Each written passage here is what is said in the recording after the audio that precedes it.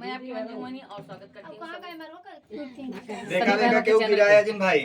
रीना दीदी नमस्ते। बोले हैं और आई प्यारी सी गीत ए ननदो कैसे जल्दी आवा, लग गया आपके। फरमाइश बा कि ए ननदो कैसे ई हो लाग देला, ए ननदो कैसे ई हो लाग देला, दर्द उठेला बोला कवनी हो बेला, दर्द उठेला बोला कवनी हो बेला, ए ननदो कैसे ई हो लाग देला, ए ननदो कैसे ई हो लाग देला, कवने महीनवा में पेटवा पिराला, कवने महीनवा में पेटवा पिराला, कवने महीनवा पता हो चली जाला, कवने महीनवा पता हो चली जाला, कवने महीनवा में पेटवा पिराला, कवने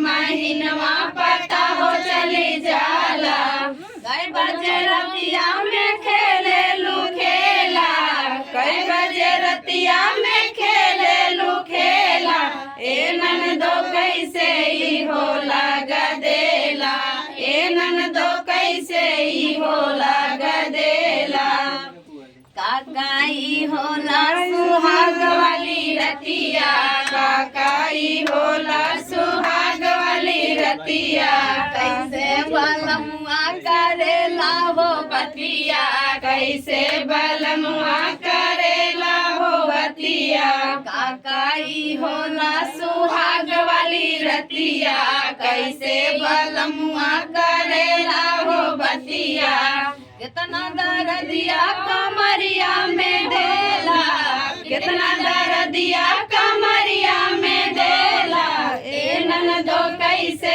ई हो लाग देला, ए ननदो कैसे ई हो लाग देला, ए ननदो कैसे ई हो लाग देला, ए ननदो कैसे ई हो लाग देला। पता हो कमेंट करके बताओ।